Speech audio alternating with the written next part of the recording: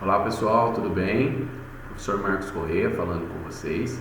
Eu estou gravando esse vídeo hoje para fazer aqui uma revisão barra resumo das ideias acerca da abordagem clássica da administração, a teoria da administração científica e a teoria clássica da administração.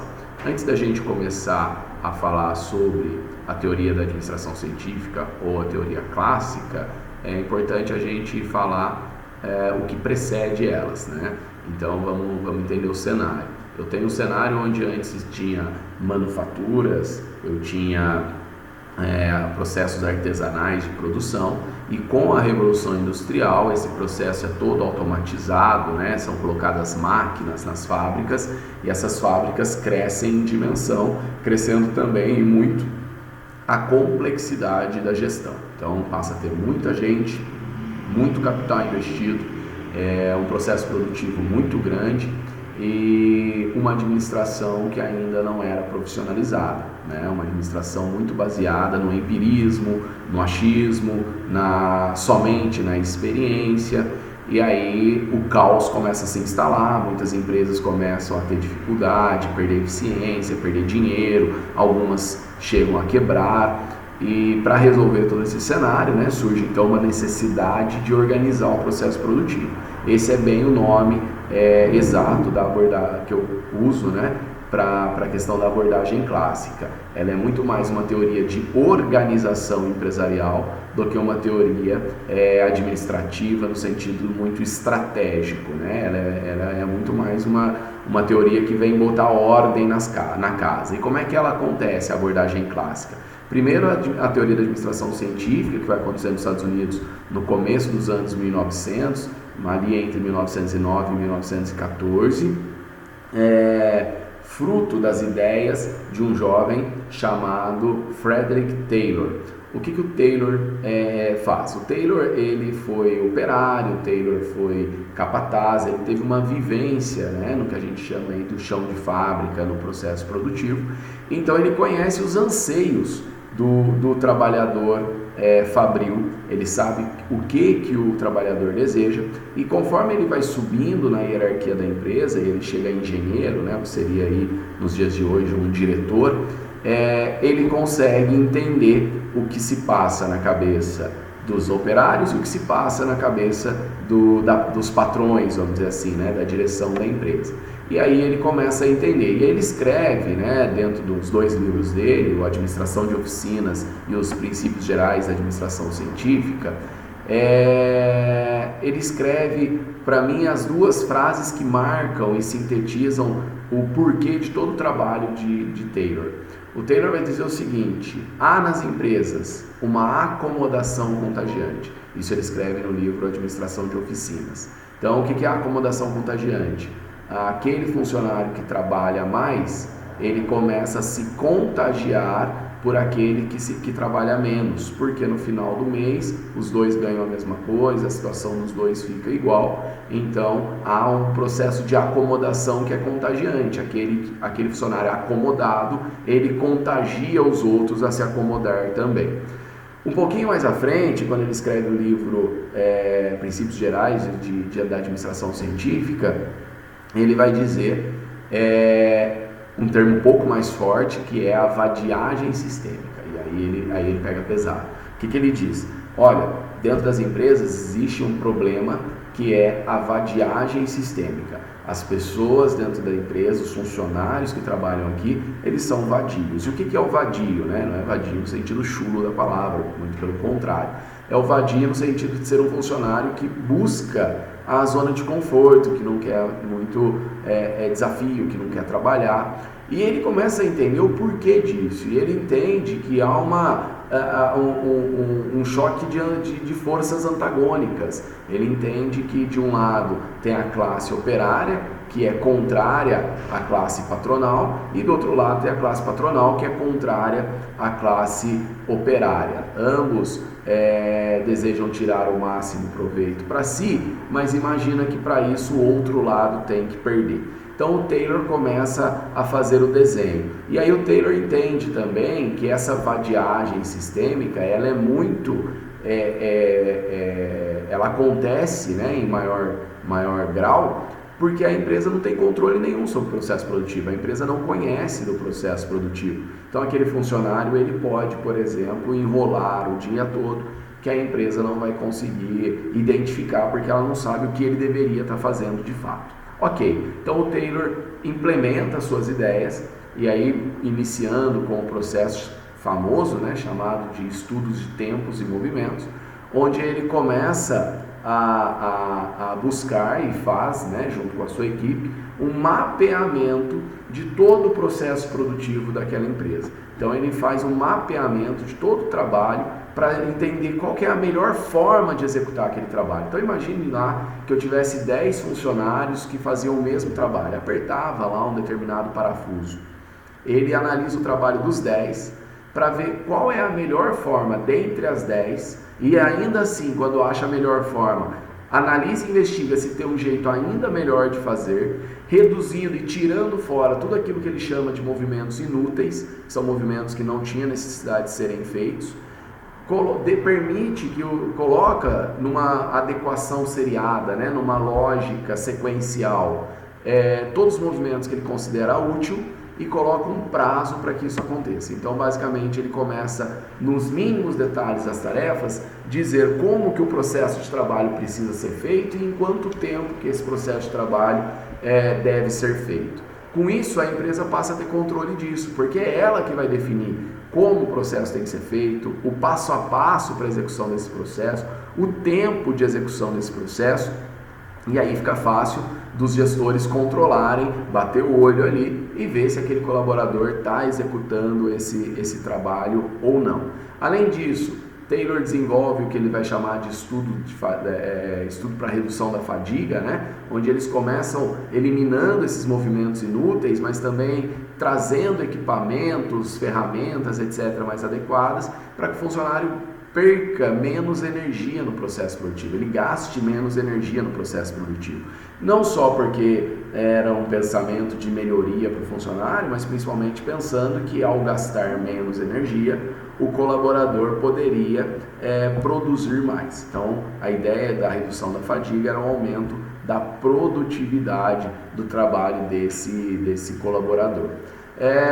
Com isso, né, mapeado todo esse trabalho, toda essa tarefa, a administração científica consegue limitar o que cada um vai fazer. Então, o que vai ser chamado, né, da descrição de cargos da administração científica, que é fazer o seguinte: ninguém faria mais do que uma ou no máximo duas tarefas simples por vez. Então, se o trabalho do cara era apertar parafuso, ele só ia apertar parafuso, não teria como ele apertar parafuso e martelar, por exemplo, somente apertar parafuso. Então, o cargo dele exigia dele esse trabalho repetitivo o dia todo, cena clássica do filme Tempos Modernos, onde o Carlitos fica ali o dia todo só apertando parafuso, apertando parafuso, apertando parafuso. Então, as ideias da teoria da administração científica assentam-se sobre essa ótica, né? Um movimento repetitivo, um movimento único numa tarefa minúscula, feito o dia todo para uma produção continuada e em massa. Mais uma vez, cena clássica do filme Tempos Modernos. Quem não assistiu, busca aí no YouTube, busca aí na internet, que vocês vão ver. É uma crítica muito bem feita às ideias da teoria da administração científica e também ao modelo fordista, que é uma evolução, uma variação da teoria da administração científica, né? Que é o Fordismo, todo o movimento desencadeado por Henry Ford na construção do Ford T. Bom, feito isso, né, feito esse processo onde eu determino para o colaborador o que ele vai fazer, o jeito que ele vai fazer, o tempo que ele vai fazer, faltava um último elemento a esse processo, que era o quê? Eu conseguir fazer esse colaborador querer fazer. E aí, como eu tenho uma acomodação contagiante, como eu tenho uma vadiagem sistêmica, o que o Taylor faz? Ele passa a remunerar esse colaborador não mais por mês, não mais por tempo, mas principalmente por peça produzida, dando também a opção dos ganhos de produção. Então, basicamente, agora eu sei o que o colaborador tem que fazer para ele produzir a determinada quantidade e eu sei quanto que ele consegue produzir dentro de um determinado nível de horário. Então eu vou pagar ele, por exemplo, imagina que eu apertar parafuso, eu vou pagar ele R$1 por parafuso apertado, e eu sei mais ou menos, né, eu sei dentro desse desenho que eu fiz, que dentro de um dia de trabalho ele consegue apertar 100 parafusos. Então no final do dia ele ganha R$100, ok? Porém, se ele apertar a partir de 101 parafusos, ao invés de ganhar R$1, ele passa a ganhar R$1,50. Isso é o prêmio de produção. Eu coloco um pagamento por peça, mas se ele atingir um determinado patamar, ele ultrapassa esse patamar e passa a ganhar um pouco mais. É mais ou menos, se a gente for comparar, né, gente, muito com os modelos de metas e comissões que a gente tem ainda hoje, aí, principalmente para quem trabalha na área de vendas. Ele também vira-se para o lado dos patrões e cobra dos patrões melhorias nas instalações, iluminação, equipamentos modernos, equipamentos novos, máquinas, equipamentos padronizados. Tudo isso ele coloca também para que a administração científica aconteça. Então, por que Taylor, então, né, ele consegue organizar, dando uma síntese aí do processo? Primeiro, porque ele consegue tomar o controle da empresa todo o processo produtivo que deveria ter sido feito. Então, o processo produtivo deixa de estar na mão do colaborador, que fazia do jeito que achava que deveria, e passa a estar na mão da empresa, que faz a determinação do como que tem que acontecer. E para que o colaborador faça e acabe aquela queda de braço, né, entre o que a empresa quer e o que o colaborador quer, ele oferece dinheiro. Então, basicamente, ele diz o seguinte: olha, você aí que não quer trabalhar, não tem problema, só que você não vai ganhar também. Já você que trabalha pra caramba, não precisa se acomodar e ficar quietinho igual ele, ficar num cenário de trabalho de acomodação. Se você desejar trabalhar mais, você vai ganhar mais, inclusive podendo ganhar ainda mais com os prêmios de produção. Com isso, Taylor consegue elevar toda a produtividade do sistema fabril, toda a produtividade das indústrias norte-americanas que seguem suas ideias e revoluciona não só o modelo industrial, mas toda a nossa vida. Se a gente olhar, a nossa vida, ela é taylorista / fordista em muitos aspectos, né? Desde como a gente concebe a questão do ensino, a questão, por exemplo, da produção em massa, todos os modelos aí feitos em grande escala seguem de alguma forma as ideias de Taylor e de Ford. Como contrapartida negativa, né, o problema que eu trago no bojo disso aí é uma alienação do trabalhador. Então eu tenho aquele trabalhador que só aperta parafuso o dia todo e ele não sabe fazer outra coisa a não ser apertar o parafuso. Então tem até uma charge famosa na internet, essa charge, que é um senhorzinho bem em vias de aposentar, que trabalha na indústria, e ele comenta com o colega do lado dele: olha, amanhã eu me aposento. E aí o colega dele fala: que legal, e o que você vai fazer? A primeira coisa que eu vou fazer quando eu me aposentar eu vou até o final dessa linha de produção para eu descobrir o que de fato que essa empresa produz. Por que eu aperto o parafuso? É uma charge que representa o quê? A alienação do trabalhador. Eu só sei apertar parafuso. O que acontece no todo, eu não sei. E aí eu tenho críticas sobre a não exploração do capital humano, a crítica sobre a teoria da máquina, de achar que a empresa é um jogo de encaixe, onde eu dou comandos corretos, encaixo as peças certas e tudo vai acontecer, desconsiderando aí fatores externos, fatores emocionais e tudo mais, mas são as críticas que vêm com as ideias da teoria da administração científica e que a gente precisa entender, precisa se conscientizar, precisa conhecer, mas também precisa lembrar e colocar isso num contexto da época, um contexto onde não se tinha um conhecimento tão avançado como a gente tem hoje. Bom, e do outro lado, lá na Europa, né, lá na França, um francês chamado Henri Fayol, ele desenvolve uma outra teoria chamada teoria clássica da administração. Então, basicamente, as ideias de Fayol são semelhantes às ideias de Taylor, só que o que muda? Enquanto Taylor pensa o processo produtivo, o chão de fábrica, Fayol pensa a empresa como um todo. Então, é quase que uma complementação uma da outra. O Taylor está pensando o chão de fábrica, está pensando o processo produtivo industrial, e o Fayol pensa a organização como um todo da empresa. Então o Fayol é o primeiro a defender, né, as ideias de departamentalização, que ele vai chamar aí basicamente de funções. Então ele vai dizer que as empresas precisam criar as funções técnicas que vão cuidar do processo de produção, funções contábeis que vão fazer todos os registros, funções financeiras, que é o grupo, o departamento que vai cuidar do dinheiro, funções comerciais, que vai cuidar de compra e venda, funções de segurança, que vai cuidar das pessoas e também vai cuidar dos equipamentos, e uma sexta função, que são as funções administrativas, que tem como obrigação dar liga a essas funções. Então olha a lógica.